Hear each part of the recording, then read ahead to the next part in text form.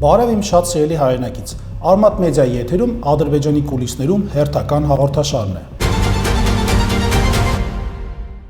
Վերջին շրջանում Ադրբեջանում սկսվել է լրագրողների եւ ակտիվիստների դեմ աննախադեպ եւ մեծ ճնշումներ։ Համաձայն միջազգային կազմակերպությունների զեկույցների, վերջին 2 տարում Ադրբեջանում ձերբակալվել կամ կալանավորվել են մեդիա աշխատակիցներ կամ լրագրողներ։ Ադրբեջանի իշխանությունները նոր մեթոդներ են սկսել կիրառել լրագրողների նկատմամբ, դրանց մեղադրելով ֆինանսական մախինացիաների մեջ, մասնավորապես փողերի լվացման եւ հափշտակությունների մեջ, բայց թե ինչքանով են այս մեղադրանքները կարևոր կամ իրական, դժվար է հավատալ։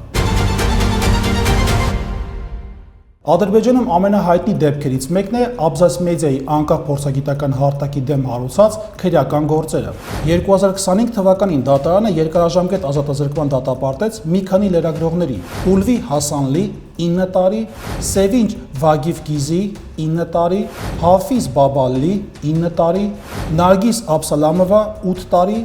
Էլնար Գասիմովա 8 տարի։ Իհարկե, այս լրագրողները մեղադրվում են ֆինանսական մախինացիաների մեջ, սակայն միջազգային կազմակերպությունները արձանագրել են, որ այս հետապնդումները պայմանավորված են միայն քաղաքական բնույթով։ Abzas մեդիայի հրապարակումները հիմնականում վերաբերվում են պետական համակարգում առկա կոռուպցիային, էլիտաների ունեցվածքին եւ իհարկե պետական չարաշահումներին։ Մյուս խոշոր գործը վերաբերվում է Meydan TV անկախ լրատվամիջոցին։ Վերջին 1 տարվա ընթացքում այս հարթակի շուրջ մի շարք լրագրողներ են ձերբակալվել, մասնավորապես Այնուր Էլգունեշ,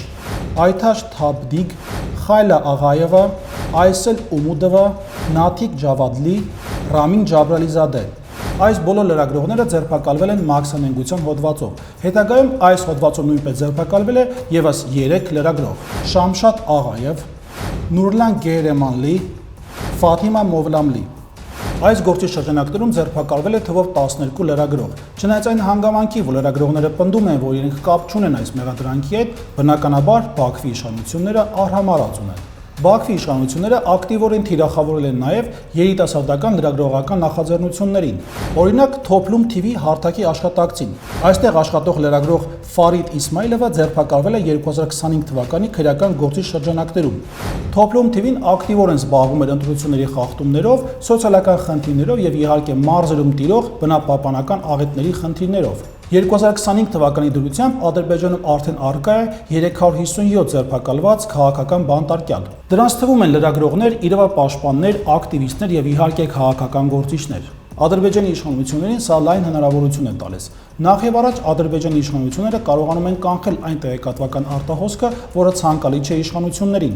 եւ երկրորդով այն տեղեկատվությունը, որը հնարավոր է եւ կարող է ազդել Հայաստանի կամ հայերի նկատմամբ, այսինքն քարոզչական դաշտում, նույնպես կառավարվում է իշխանությունների կողմից։ Այս պայմաններում Ադրբեջանը դառնում է շատ փակ տեղեկատվական դաշտ ունեցող երկիր եւ իհարկե սահմանափակում է այնպիսի իրավունքներ, որոնք նորմալ չեն 21-րդ դարում գործող պետությունների համար։ Ձեզ հետ ես Ադրբեջանի հարցերով փորձագետ եւ միջազգայնագետ Գառնիկ Դավթյանս, լավ եղեք, կհանդիպենք։